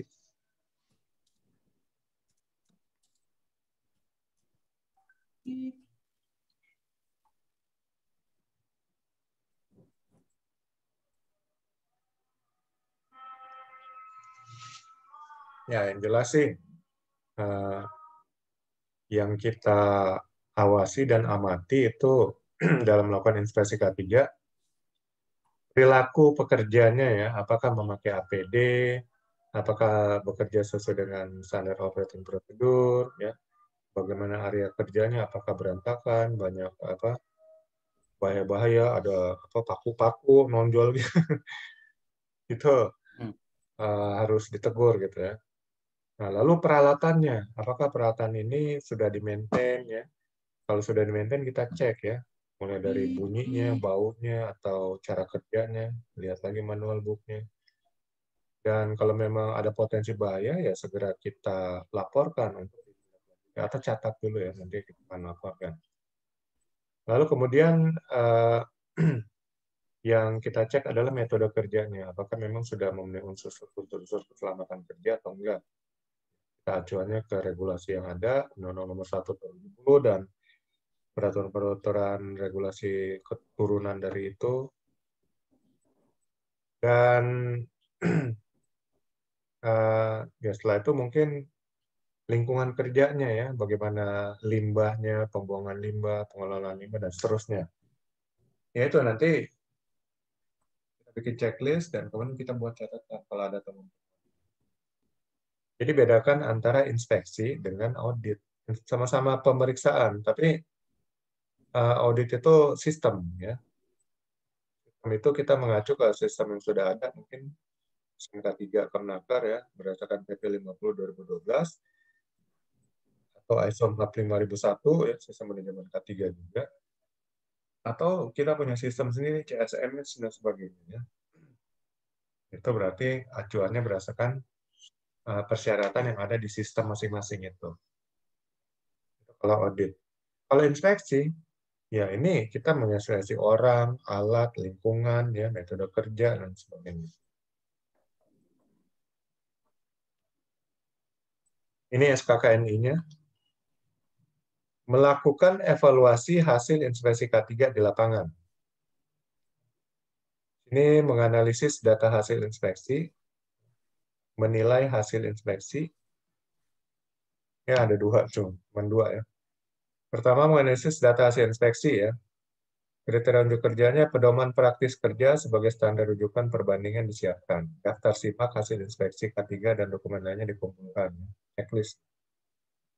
Lalu semua data hasil inspeksi dibandingkan dengan standar rujukan. Lalu catatan uraian temuan hasil inspeksi K3 diklasifikasikan sesuai dengan kriteria temuan.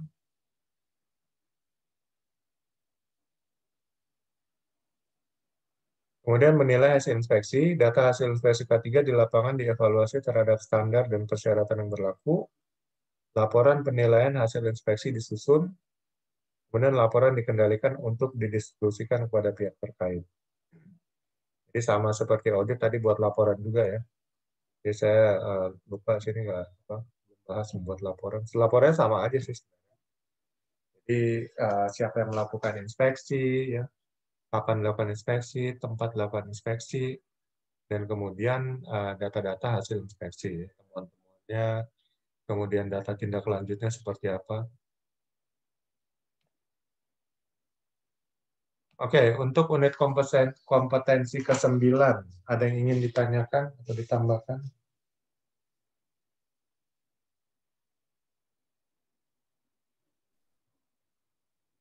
Belum ada ya, kita lanjut ke unit kompetensi yang ke-10. Investigasi kecelakaan kerja. Jadi kalau investigasi kecelakaan kerja ini memang dilakukan oleh selevel supervisor ke atas ya. Makanya ahli media ini sudah dianggap sebagai level manajerial. Arti dan definisi investigasi. Investigasi itu penyelidikan atas suatu kecelakaan kerja. Sebenarnya investigasi itu penyelidikan atas suatu masalah ya, masalah. Sekaligus mengumpulkan data dan informasi terkait masalah tersebut. Ini tadinya saya tulis masalah kok berubah jadi kecelakaan kerja. Penyelidikan atas suatu masalah. Kalau investigasi kecelakaan kerja baru penyelidikan atas suatu kecelakaan kerja. Tapi kalau investigasi aja penyelidikan atas suatu masalah yang sekaligus mengumpulkan data dan informasi terkait masalah tersebut. Lalu arti dan definisi kecelakaan kerja. Suatu peristiwa yang tidak dikehendaki dan tidak direncanakan sebelumnya yang dapat menimbulkan kerugian. Ini artinya ini bukan dirancang ya. Kalau direncanakan sebelumnya itu kriminal. Tapi kalau tidak direncanakan sebelumnya ini namanya kecelakaan kerja atau insiden.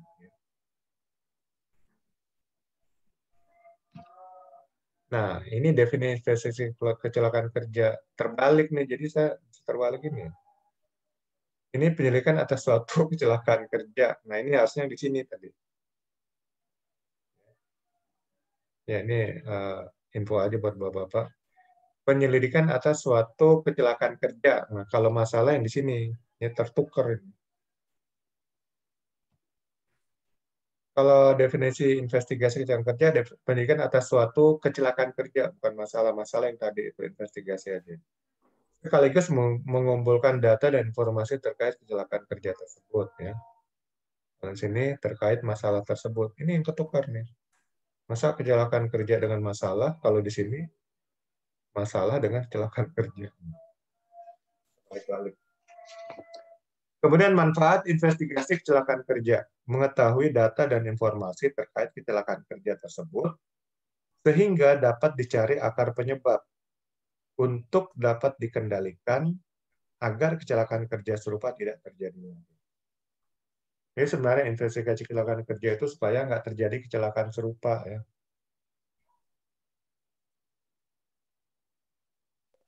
Cara melakukan investigasi kecelakaan kerja.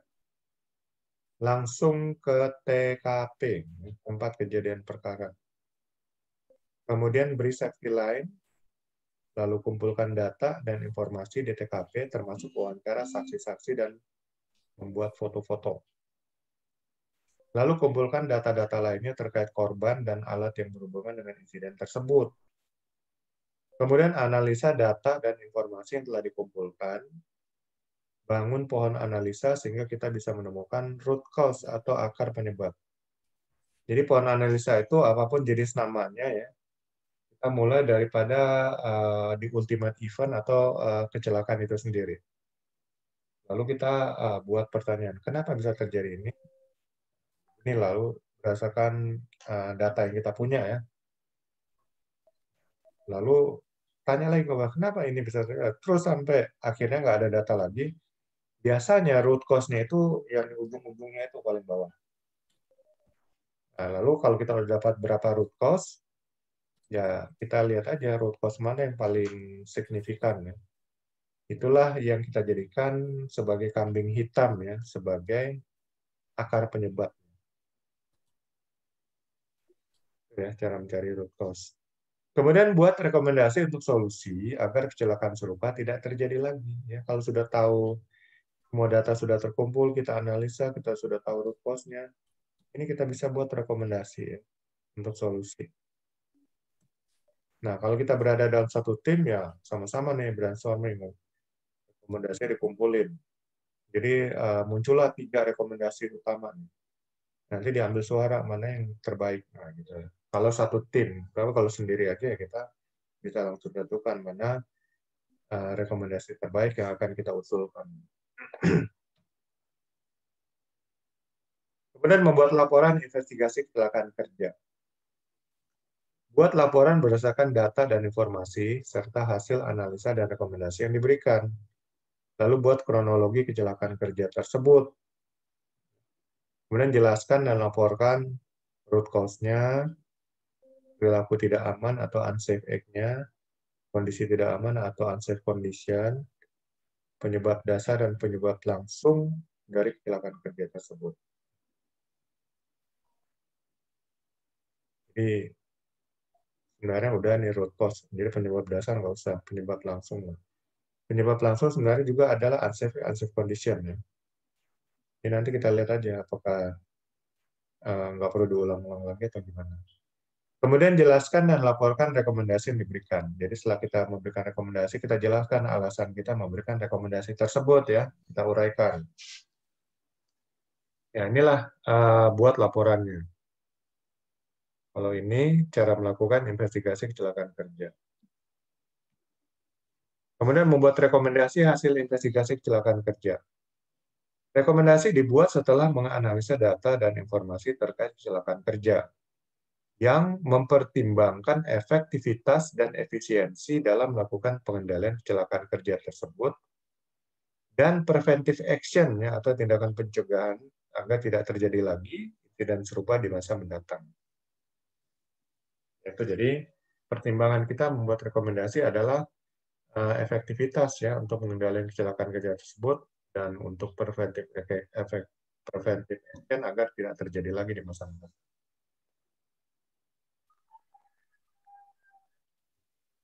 Oke, tugas dan studi kasus. Jika terjadi kecelakaan kerja, sebagai ahli media K3 konstruksi, apa yang akan Anda lakukan?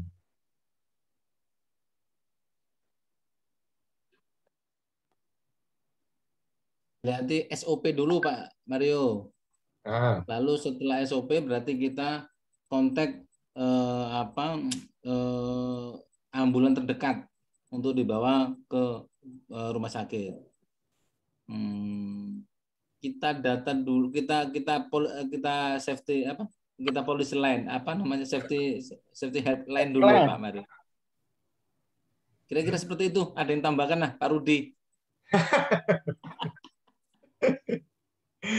Mungkin Ngomongnya jika ngomong terjadi buru-buru. kecelakaan kerja, Nah, yang pertama P3K, ya. penanganan pertama pada yang terjadi Ya, kecelakaan. korban-korban dulu ditolong ya. Apakah itu termasuk Tapi kalau kita kecelakaan udah punya ringan? sertifikasi, kalau nggak boleh. Nah, apakah itu termasuk kecelakaan ringan, berat, atau sangat berat sekali? Di situ dari pihak safety yang sudah tersertifikat bisa langsung identifikasi dan oh ini hanya kecil, jadi tidak perlu memakai ambulan. Oh ini wajib pakai ambulan, segera diteleponkan.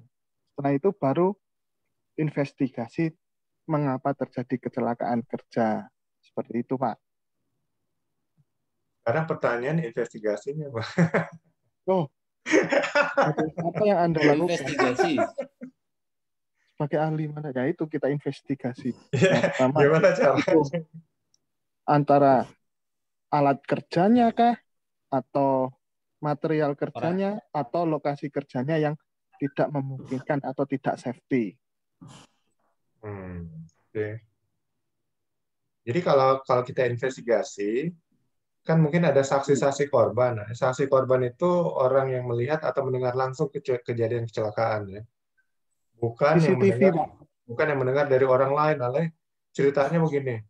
Oke, ceritakan apa yang kamu lihat kecelakaan. Iya, kata teman saya. Itu bukan Katanya saksi. si A. Saksinya saksi. Tanya-katanya terus deh. Nah, Pak Mario jadi izin dulu Pak Mario ya. oh ya silakan. Nah, jadi kalau saksi itu benar-benar yang melihat langsung atau mendengar langsung ya.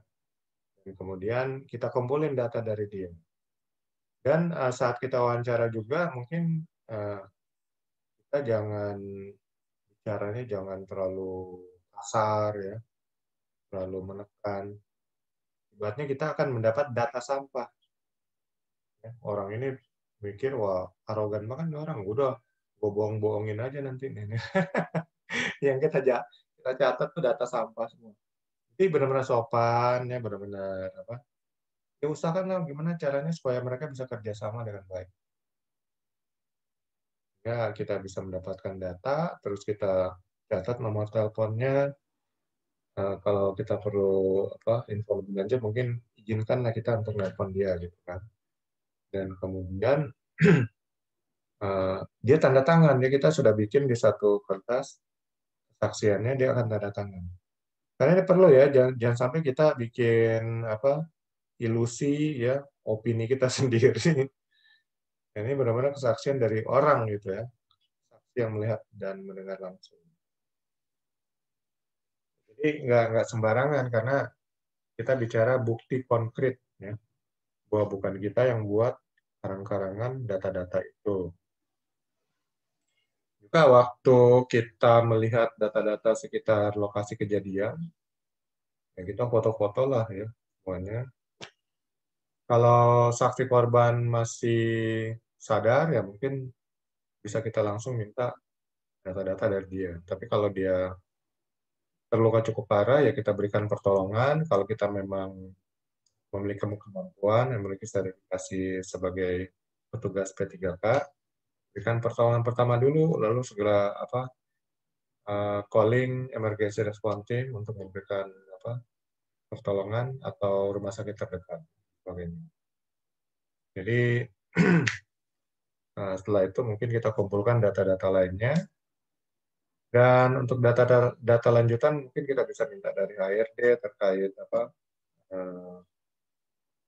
detail mengenai si korban ya, data-data riwayat pekerjaannya dan sebagainya. Lalu data-data pemeliharaan dari alat mungkin yang dipakai dan seterusnya. Itu data-data lanjutan. Nah, kalau semua data sudah terkumpul, disitulah kita analisa datanya. Dari hasil analisa itu kita bisa mendapatkan informasi sesuai yang kita inginkan ya. Mulai dari penyebab dasar ya, penyebab langsung dan kemudian urut-urutan kejadiannya, lalu akhirnya kita bisa mengetahui penyebab-penyebabnya dan penyebab yang utamanya mungkin kita Kita bisa simpulkan, dan setelah itu baru kita bisa membuat rekomendasi. Rekomendasi sini adalah bagaimana pencegahan supaya kejadian serupa tidak terjadi. Itulah kira-kira investigasi kecelakaan kerja. Oke, untuk SKKNI-nya ini ada 4 ya, 4 elemen kompetensi. Nah, ini kode unitnya, judul unit melakukan investigasi kecelakaan kerja. Lalu elemen kompetensinya yang pertama memeriksa laporan awal kecelakaan kerja. Yang kedua melaksanakan investigasi kecelakaan kerja di tempat kerja. Kemudian yang ketiga membuat laporan hasil investigasi kecelakaan kerja. Dan kemudian membuat rekomendasi hasil investigasi kecelakaan kerja. Ini memeriksa laporan awal kecelakaan kerja ya. Laporan awal kecelakaan kerja dilakukan pengkodean. Ini kalau kita mau lapor ke disnaker setempat, misalnya dia ada kode-kode. Tapi kalau untuk internal ya sesuai dengan standar internal aja gitu. Kelengkapan isi laporan kecelakaan ditandai, kerja ditandai, tim investigasi kecelakaan dilaporkan. Kalau di sini kalau kita memang adalah bagian dari tim investigasi, biasanya supervisor ke atas ya, terutama supervisor langsung dari korban ya, kita harus jadi bagian dari tim investigasi. Dan kemudian melaksanakan investigasi kecelakaan kerja. Di sini prosedur investigasi kecelakaan kerja dijelaskan. Jadi kalau ada prosedur yang berlaku di perusahaan, ya itu kita harus menjadi acuan. Langkah-langkahnya seperti apa. Lalu data dan informasi kecelakaan kerja direkonstruksi. Nah, ini kita baru bisa melakukan rekonstruksi setelah semua data kita dapat gitu ya. Jadi urut-urutan kejadian. Kalau mau langsung awal sih kayaknya susah. Data dan rekonstruksi kecelakaan kerja dianalisis. Nah, jadi kayaknya udah tindak lanjut nih kalau sudah rekonstruksi. Ya. Jadi habis rekonstruksi, udah dapat kronologisnya atau urutan kejadiannya, ini bisa kita langsung analisa ya data dan informasi yang sudah kita dapatkan. Setelah itu kita buat laporan ya, laporan hasil analisa investigasi kecelakaan kerja, ya. Kemudian dokumen hasil investigasi didistribusikan kepada pihak terkait. Ya. Kepada departemen yang mengalami kecelakaan, kepada top manajemen, dan mungkin kepada dinas kerja setempat ya.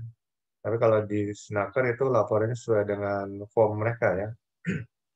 Ada standar form untuk laporan. Kemudian yang keempat membuat rekomendasi hasil investigasi kecelakaan kerja. Rekomendasi hasil investigasi kecelakaan kerja disusun dan rekomendasi hasil investigasi kecelakaan kerja didistribusikan. Rekomendasi ini adalah opini kita ya, pendapat kita bagaimana supaya kecelakaan kerja ini tidak terjadi lagi. Ya inilah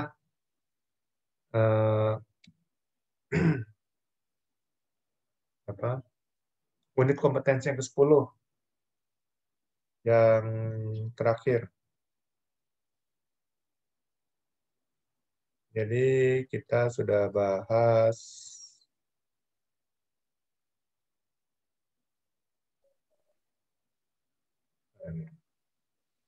kita sudah bahas 10 unit kompetensi ya. Jadi Bapak-bapak nanti di latihan-latihan lagi sendiri di rumah.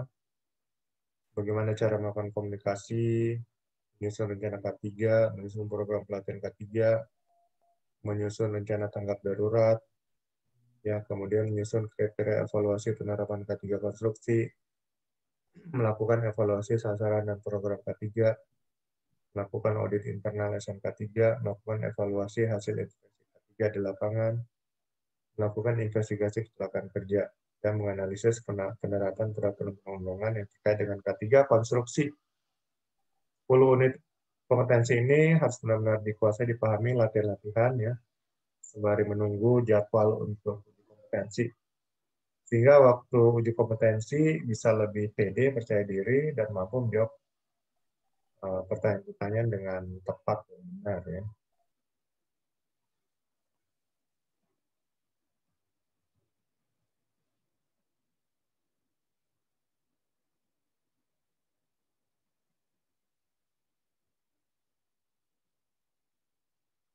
Kelebihan. Oke. Untuk portofolio yang keempat, laporan audit internal. Ya. Untuk laporan audit internal ini biasanya isi laporan, nama tim auditor, tanggal audit, ya, ruang lingkup atau skop audit, lalu tujuan audit. Ya, tujuan audit apakah audit berkala ya, atau audit khusus dan seterusnya.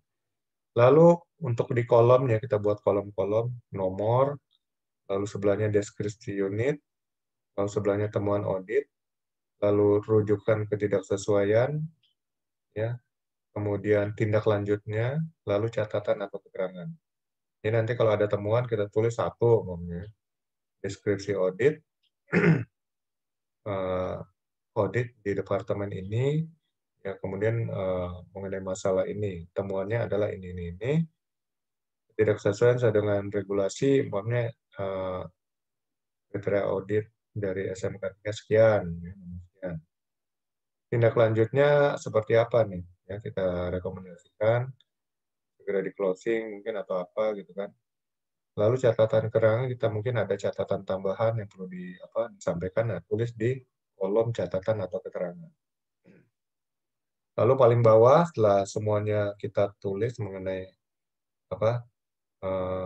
laporan audit temuan-temuannya, kita tulis tanda tangan auditor, lalu lead auditor, dan mengetahui top manajemen. Jadi mungkin nanti ada catatan tambahan lagi di bawah kondisi keadaan saat kita melakukan audit dan sebagainya mungkin bisa ditambahkan ya sebagai laporan audit. Ini kalau laporan audit kita fokusnya kepada temuan-temuan. Kalau nggak ada temuan ya mungkin nggak akan terisi nih kolom-kolomnya, dan juga di bawahnya paling kita tinggal menjelaskan audit berjalan dengan lancar, ya, audit semuanya bekerja sama dengan baik dan seterusnya. Artinya apa-apalah kejadian yang kita jelaskan nanti di catatan tambahan di bawah gitu. Di bawahnya lagi tanda tangan. Nah, ginilah kira-kira.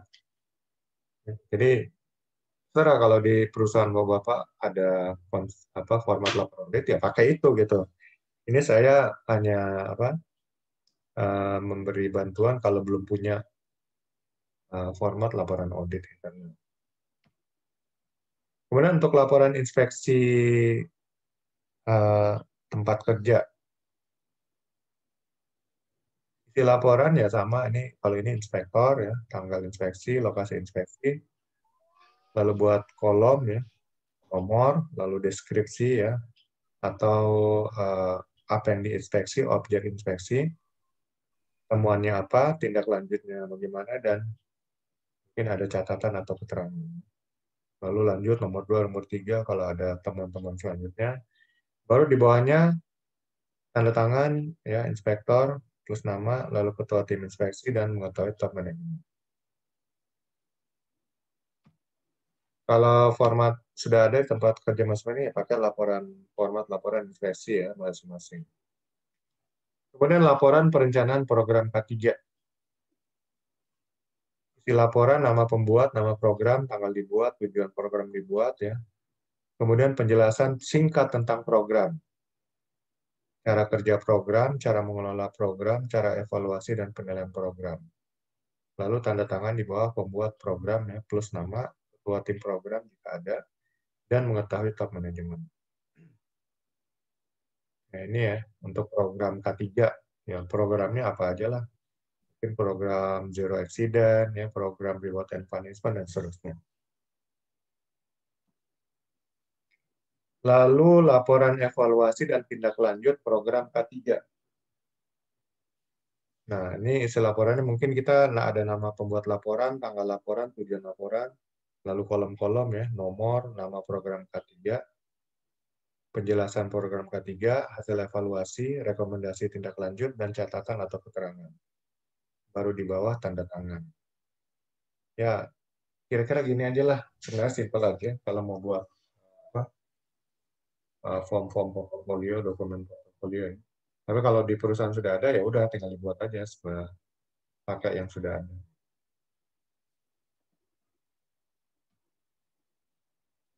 Oke, Jadi apa yang bisa kita ringkaskan dan kita simpulkan dari materi hari ini?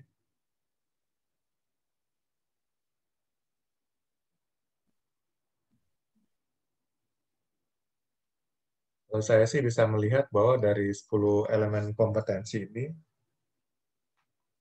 semuanya hal-hal yang umum. Ya. Hal yang umum, kemampuan analisa, ya, kemampuan membuat perencanaan, kemampuan membuat program, lalu kemampuan pemeriksaan, baik audit maupun inspeksi. Itu adalah kemampuan manajerial. Sehingga saya sebenarnya bisa buat kesimpulan Alimadya ketiga konstruksi ini sudah masuk ke level manajerial, middle manajerial. Jadi ini semua kalau Bapak mungkin kita lihat ini bagi saya hal simpel aja. Analisa peraturan perundang-undangan, analisa kan membandingkan data aja itu. Membandingkan data, sehingga dari perbandingan itu kita bisa mendapatkan suatu kesimpulan dan informasi. Ya, kita analisa peraturan perundangannya, ketiga konstruksi, kita bisa lihat ini maksud tujuannya apa. Ya. Itulah kita jelaskan hasil analisa. Kalau komunikasi, ya bagaimana kita bisa menerapkan komunikasi yang efektif tempat kerja supaya tidak terjadi kecelakaan kerja. Lalu menyusun rencana K3. Ini buat planning K3. Ya. Dan kemarin kita sudah bahas membuat rencana K3 itu dasarnya adalah bahaya dan resiko yang ada di tempat kerja, lalu sasaran-sasaran K3 ya yang dibuat perusahaan, kemudian regulasi peraturan perundangan juga, lalu program pelatihan K3, ini umum ya, mungkin program-program apa yang perlu kita buat, ya terkait juga dengan bahaya dan resiko dan sasaran-sasaran K3 yang mungkin sudah dibuat. Ya, kita buat dalam program pelatihan K3. Kemudian bagaimana kita menyusun emergency response plan atau rencana tanggap darurat, lalu kriteria dan apa tadi kriteria evaluasi penerapan K3 konstruksi.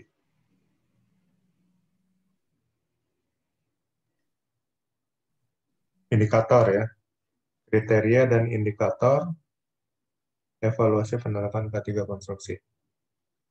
Tadi kriterianya sudah saya sebutkan, tinggal indikator dari kriteria tersebut apa gitu. Indikatornya mungkin bisa berupa angka-angka, ya bisa berupa presentasi dan seterusnya. Kemudian melakukan evaluasi dan sasaran dan program K3. Jadi bagaimana sasaran dan program K3 yang sudah dibuat kita evaluasi efektif atau enggak. Ya. Lalu melakukan audit internal, ya K3. Kemudian evaluasi hasil inspeksi K3 di lapangan dan terakhir investigasi kecelakaan kerja. Ya. Kemampuan-kemampuan umum. Ya. Simpulannya sih, ya ini kalau Bapak sudah memang hari-hari ininya ya tinggal dikembangkan lagi. Tapi kalau memang ini hal yang baru, ya ini harus dipelajari berulang-ulang ya. Pelajari berulang-ulang sehingga benar-benar bisa ngerasain. Dan saat diuji ya siap untuk menjawab. Dan setelah itu siap diterapkan di dalam pekerjaannya. Walaupun saat ini mungkin nanti bukan dikonstruksi, tapi udah siapin dasar-dasar lah untuk melakukan penerapannya.